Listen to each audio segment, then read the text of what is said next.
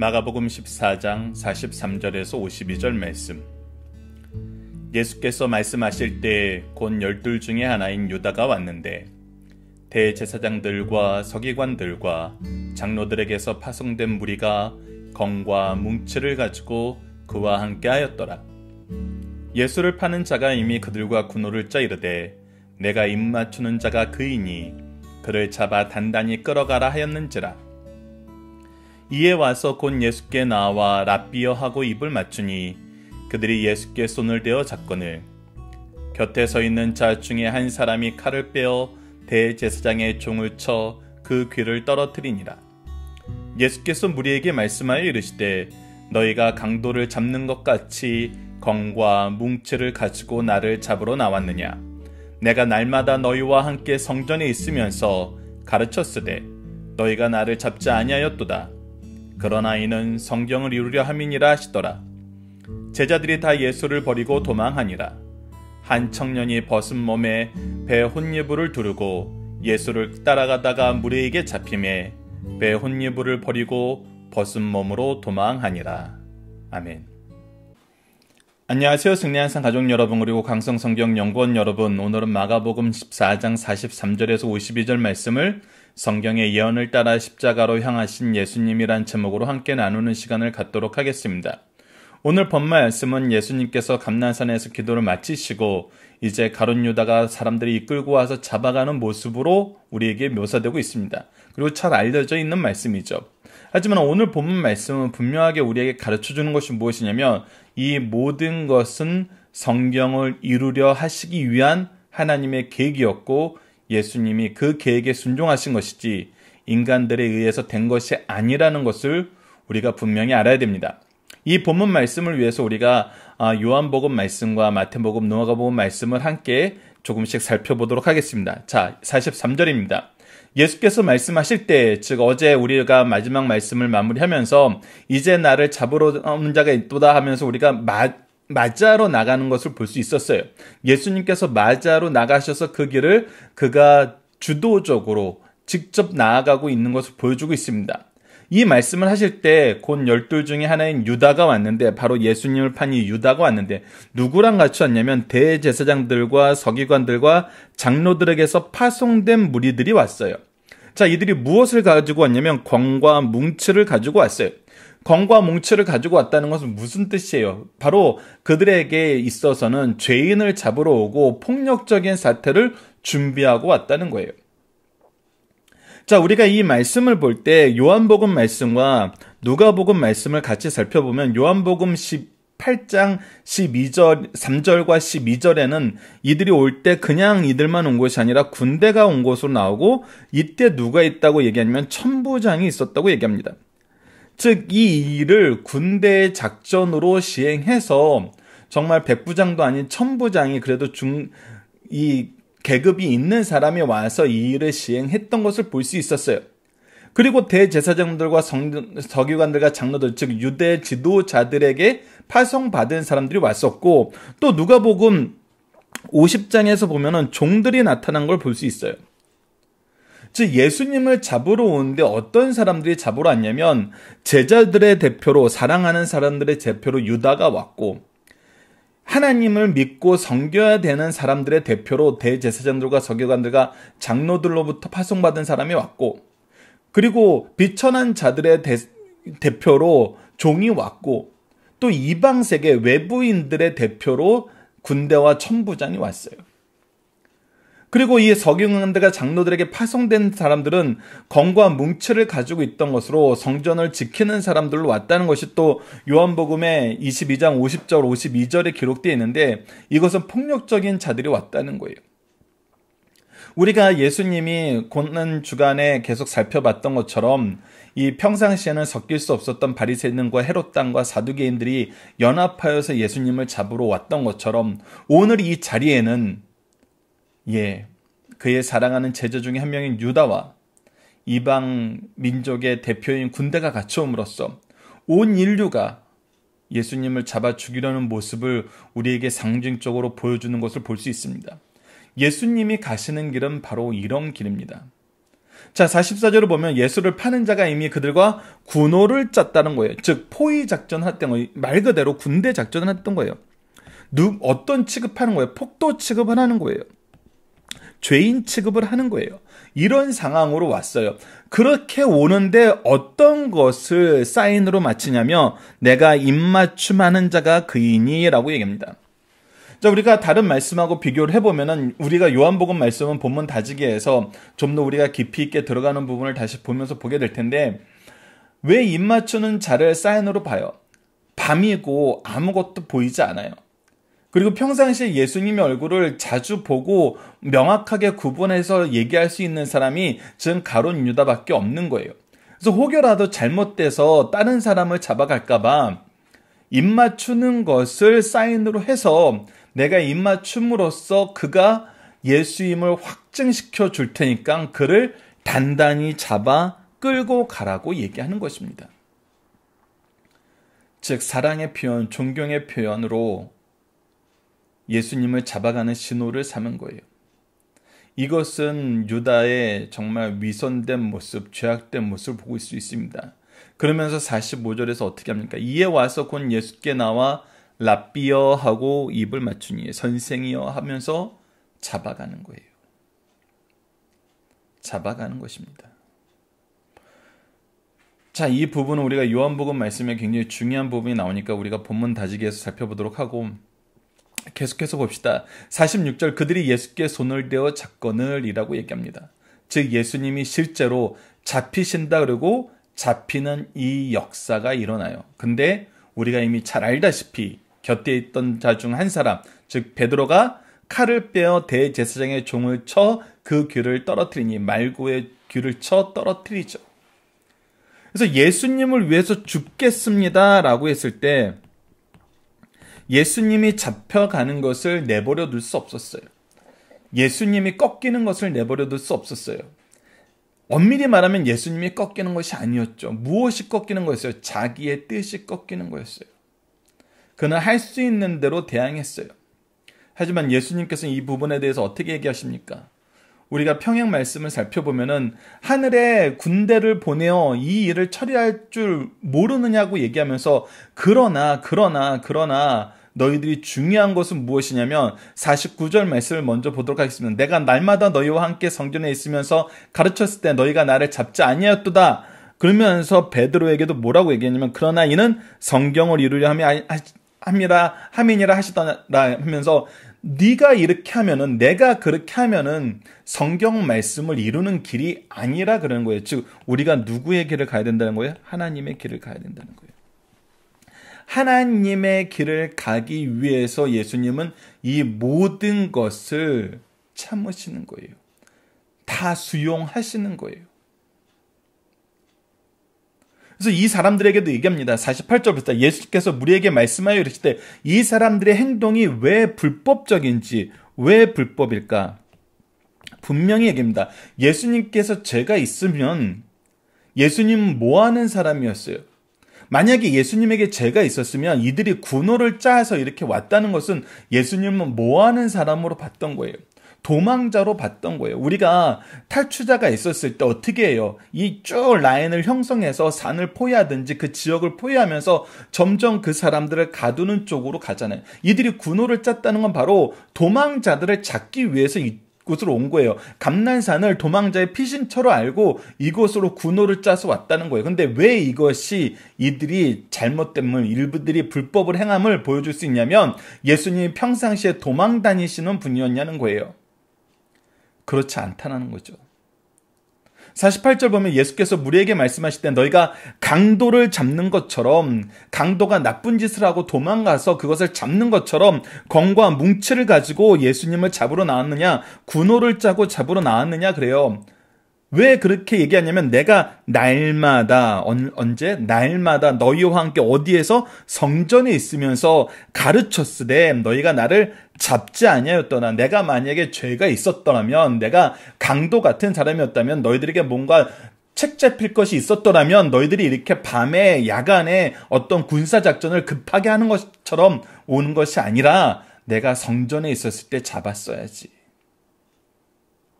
너희들의 지금 행동 자체가 무엇을 증거하고 있는 거예요? 예수님에게 죄가 없음을, 너희들의 행동이 불법임을 드러내고 있다는 거예요. 그러나 예수님이 왜 이 길을 따라가세요? 그러나 이는 성경을 이루려 하심이냐 하시고, 성경을 이루기 위해서, 즉 하나님의 뜻을 이루기 위해서 따라가신다는 거예요. 잡히신다는 거예요. 고난 당하신다는 거예요. 죽으신다는 거예요. 자, 이때 제자들의 모습을 보시다. 50절입니다. 각자가 예수님을 따르는데 예수님의 길이, 하나님의 길이 무엇인지를 알고 그곳에 겸손하게 순종했던 것이 아니라 자기의 뜻을 투영해서 바라보고 있었어요. 자기의 뜻을 투영하여서 바라보고 있을 때는 칼을 빼어서 군호를 짜고 자기가 포위된 상태에서도 칼을 빼고 저항할 수 있었는데, 자기의 뜻이 꺾이지 어떻게 해요? 제자들이 다 예수를 버리고 도망하니라. 전부 도망가 버렸다는 것입니다. 하나님의 뜻을 따르지 못했을 때, 하나님의 주권을 인정하지 못했을 때, 우리의 뜻이 꺾이는 순간 우리는 도망가게 됩니다. 우리는 도망가게 돼요. 이 자리에서 그 길을 가시는 분은 하나님의 뜻을 따르는 예수님밖에 없었어요. 51절 사건은 많은 논의가 있지만 박유일 목사님이 이 부분을 마가로 보고 있는 주장을 따르고 계십니다. 한 청년이 벗은 몸을 배 혼이불로 두르고 예수를 따라가다가 무리에게 잡힘에 배 혼이불을 버리고 벗은 몸으로 도망하니라. 그러면서 이 지역, 이 예수님이 이 마지막 기도했던 곳을 우리가 마가의 다락방이라고 부르고 있고, 이 집 주인으로 있던, 혹은 집주인의 아들로 있던 청년 마가가 예수님을 따라서 산에 올라가서 기도하다가 이 일을 경험하고 도망가는 모습으로 보는 것입니다. 우리가 이것이 이제 마가냐, 아니면은 때로는 이것이 뭐 요한이냐, 뭐 여러 가지 가설이 있지만 중요한 거는 뭐였냐는 겁니다. 모두가 도망하고 도망하였다는 거예요. 누구도 예수님의 가시는 길에 함께할 수 없었다는 것입니다. 그리고 이것은 하나님께서 말씀하신 그 모든 것을 이루는 길이었다는 것이에요. 자, 우리가 요한복음 말씀을 보면 무리에게 잡힘에 혼이불을 버리고 벗은 몸으로 도망하니라 라는 이 말씀 안에서도 도망하게 하시는 하나님의 역사가 있는 것을 우리가 요한복음에서 확인할 수 있습니다. 이 부분은 하나님의 뜻이 얼마나 철저하게 우리를 지배하고 계시고 지키고 계시는지를 가르쳐 줍니다. 이 부분 본문 다지기에서 다시 한번 보도록 하겠습니다. 자, 오늘 본문 묵상하기를 통해서 잠깐 복습하도록 하겠습니다. 유다는 누구와 함께 예수님을 찾아왔나요? 43절 말씀에서 나타났던 것처럼, 그리고 우리가 요한복음과 누가복음 말씀을 같이 상고했던 것처럼 모든 계층의 대표들이 예수님을 잡으러 왔어요. 세상이 예수님을 잡으러 온 거예요. 세상이 예수님의 뜻, 하나님의 뜻이 이루어지는 걸 싫어하는 거예요. 찾아온 이유는 예수님을 잡기 위해서였죠. 유다는 무엇을 신호로 예수님을 잡게 했나요? 바로 입맞춤, 그리고 뭐라고 얘기해요? 랍비어라고 얘기해요. 사랑의, 존경의 표시로 그를 배반하고 있는 것입니다. 이것이 세상의 위선이에요. 세상의 탈입니다. 예수님은 검과 뭉치를 가지고 뭉치로 잡으러 오는 자들의 불법성을 어떻게 지적하고 계시나요? 분명히 얘기합니다. 너희들이 내가 죄가 있었다면 내가 평상시에 성전에서 가르칠 때 잡았어야 되는데, 너희들이 내가 기도하는 이 산에 마치 강도를 잡으러 오는 것처럼, 도망자를 잡으러 오는 것처럼 오는 것은 너희들의 행동이 스스로 불법임을 증거하고 있다는 거예요. 그러나 왜 잡혀가신다고 얘기해요? 성경을 이루게 하시기 위해서, 즉 하나님의 뜻을 이루기 위해서 잡혀가신다 그래요. 마지막 4번입니다. 예수님이 잡히시기 전에 제자들은 어떻게 하나요? 잡히신 후에는 어떻게 되나요? 잡히시기 전에는 맞서 싸웠어요. 그러나 잡히신 후에는 못 했어요. 다 도망갔어요. 이것은 무엇을 보여줘요? 나의 뜻을 투영해서 봤을 때는 우리는 그 내 뜻이 무너지면은 도망하게 된다는 것입니다. 우리는 그렇게 연약한 자라는 거예요. 자, 중심사상을 하나씩 보도록 하겠습니다. 여러분 책 104페이지입니다. 본문의 중심사상 먼저 서론적인 부분을 봅시다. 때는 예수님께서 인간의 몸을 입고 오셔 사역하시던 마지막 주간 목요일 밤입니다. 지금까지 말씀과 능력으로 자신이 메시아의 심을 가르쳐 주시고 이제는 구약에 예언된 대로 어디에 예언된 대로? 구약에 예언된 대로 백성을 위한 유월절 희생양이 되어 대속의 죽으심을 지칠 때까지 몇 시간 남았을 뿐입니다. 그날 밤 제자들과 함께 유월절 식사를 하시면서 성만찬을 제정하시고 자신의 죽음에 대한 의미를 실감나게 가르쳐 주시면서 이를 재림할 때까지 시행하라고 명령하세요. 이것이 무엇이었어요? 바로 성찬이었죠. 그 후 겟세마네라 하는 동산에 가셔서 기도로 준비하시고 제자들에게 일어나라 함께 가자 하시며 십자가를 향한 역사적인 발걸음을 힘있게 걷기 시작하십니다. 우리가 예수님께서 마지막 공생의 유월절을 앞두고 힘차게 걸어오셨던 것처럼 예수님은 힘차게 십자가를 향해 나아가십니다. 이때 산 아래에서는 하나님을 대신하고 하나님의 일을 전문적으로 하는 대제사장, 성경학자의 대표인 서기관, 백성의 대표인 장로들에게서 파송받은 사람들과 그들의 선두의 안내자로서 앞선 사랑하는 12제자 중 하나인 유다가 예수님을 체포하러 오고 있습니다. 그러나 다른 한편에서는 자신을 희생하여 백성의 죄를 대속하여 하나님의 공의를 충족하기 위해 십자가를 지시려 엄숙하게 나오는 예수님을 볼 수 있습니다. 중심사상 하나씩 보도록 하겠습니다. 첫 번째입니다. 어느 시대나 그리스도를 사랑한다는 명분 안에 가장 사악하고 죄악된 행위가 저질러질 수 있다는 것입니다. 유다를 보십시오. 예수님을 부를 때 라삐어라고 부르고 예수님께 다가가서 무엇을 하냐면 존경과 사랑의 입맞춤을 합니다. 그리고 이가 하는 행동이 그리스도를 사랑하기 때문에 이렇게 한다고 얘기할 수도 있어요. 자기의 뜻대로 되는 것이 그리스도도 영광받고 좋은 일이라고 생각할 수 있어요. 우리가 하나님의 일을 알지 못하면 우리는 이런 일을 할 수 있다는 것입니다. 그래서 사랑한다는 명분하에 가장 잔인한 죄악된 행위를 서슴없이 저지르고 있는 거예요. 우리가 종교의 탈을 썼을 때 그 종교가 표류할 때 얼마나 잔인해지는 것을 보게 됩니다. 우리가 하나님을 바라보지 못하고 하나님을 향하여 가지 못할 때 우리는 더 잔인해지고 더 잔혹해지는 것을 보게 됩니다. 그리스도의 길을 가야 됩니다. 그리스도의 방법을 따라야 됩니다. 그리스도의 영광을 바라봐야 됩니다. 우리의 목적이 하나님의 뜻이 아니라면 그것이 아무리 좋아도 결국은 거기에서 무엇이 발생하게 되냐면 죄가 발생하게 됩니다. 때로는 그것이 사회 정의일 수도 있어요.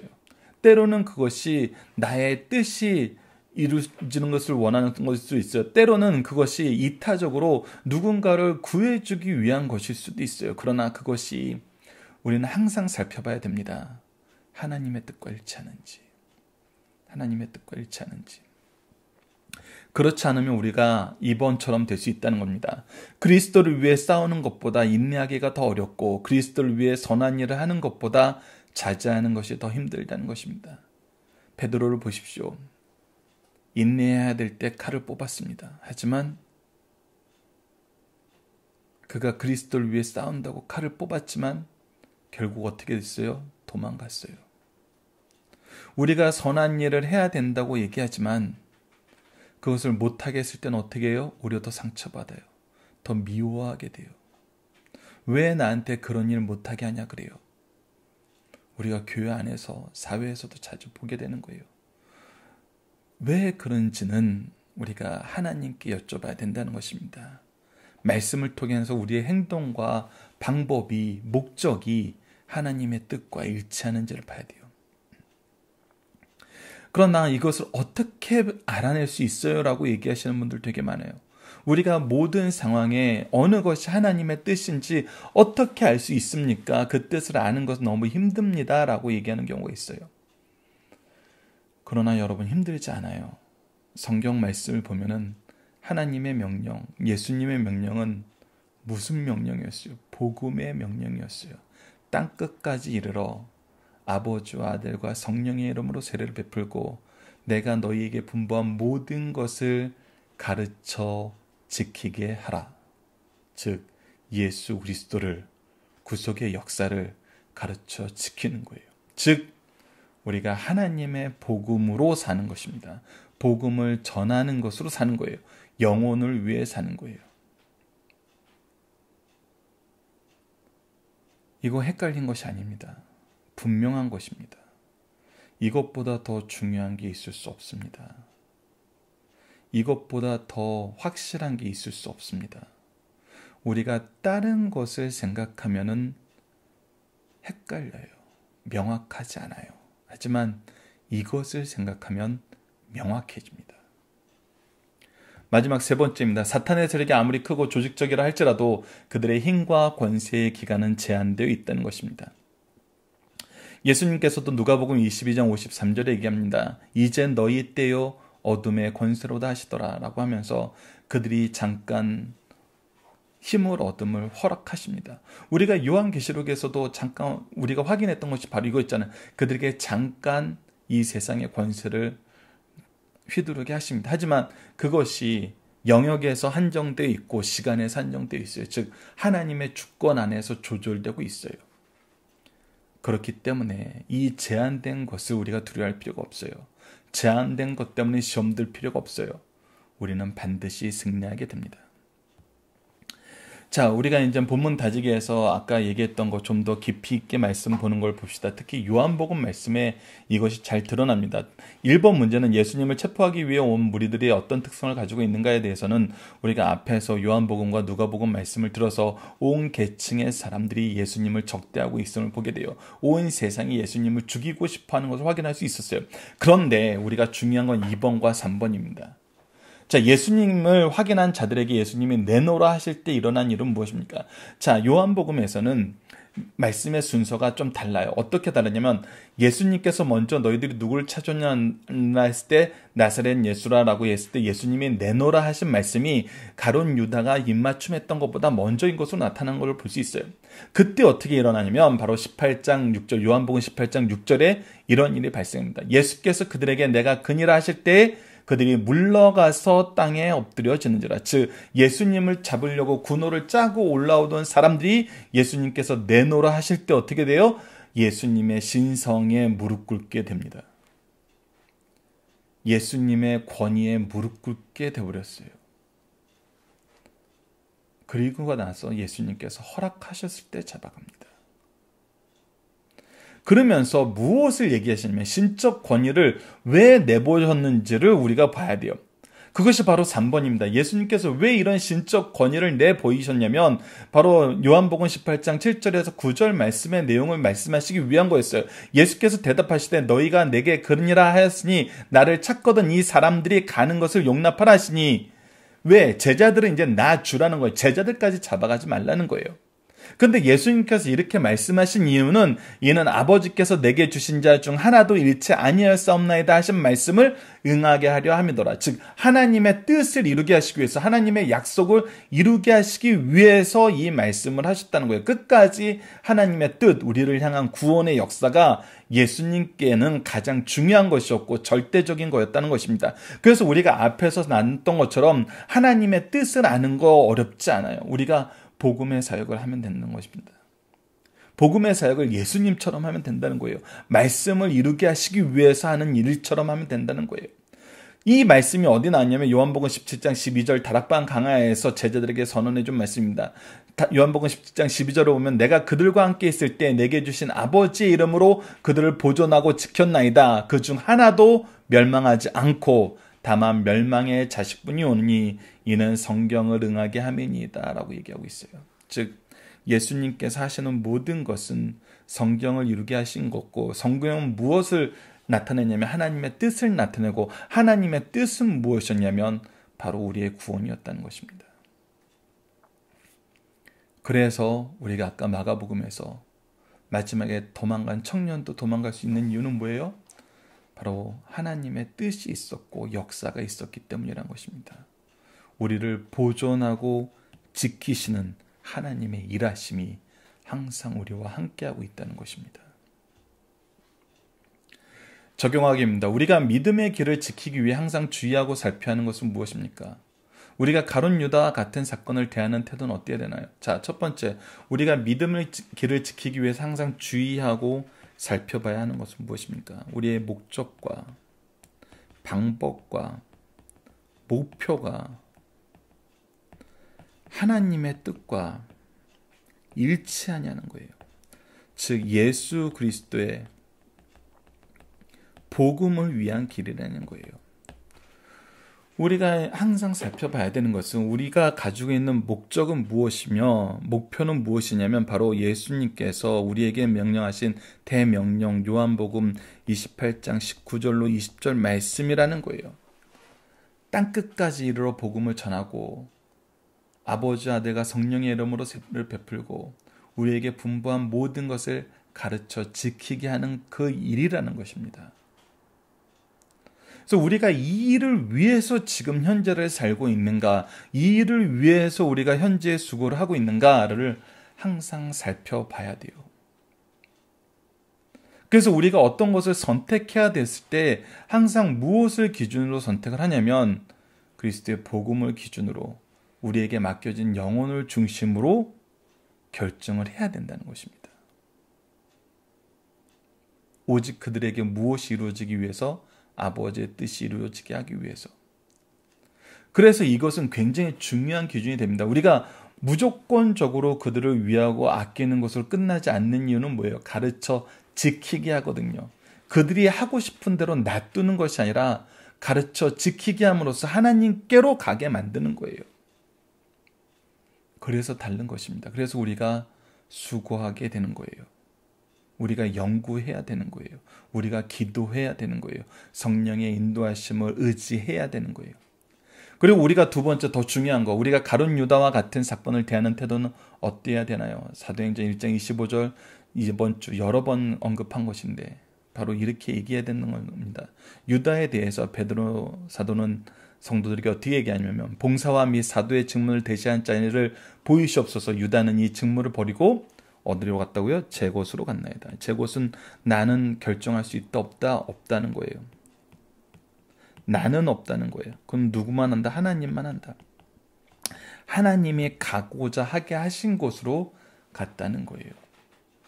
이것은 우리가 누군가를 비난한 누군가의 영혼의 생명의 유무에 대해서 영생의 유무에 대해서 우리가 얘기할 수 없음을 분명하게 얘기해 줍니다. 이것은 오직 누구만 얘기할 수 있어요? 아버지만 얘기할 수 있다는 것입니다. 하나님만 얘기할 수 있다는 거예요. 삼위일체 역사 안에 결정되는 것이라는 것입니다. 자, 말씀을 기초로 기도하기를 통해서 마치겠습니다. 이번 주 공동 기도 제목은 하나님 우리가 사명 안에서 오직 하나님의 뜻을 바로 알고 오직 하나님의 방법으로 일하며 오직 하나님의 영광을 향하여 가게 해주소서라고 기도하고 오늘 본문 말씀을 통해서는 우리에게 온유한 마음과 믿음을 허락하여 주셔서 말씀에 순종하게 하시고 인내하게 하시고 사랑하게 하시고 섬기게 하시며 치료하는 역사에 쓰임받게 하여 주소서 그리고 회개의 역사가 가득하게 하여 주소서라고 기도하는 우리 승리한 상 가족 여러분들, 강성성경연구원 여러분들 되었으면 합니다. 감사합니다.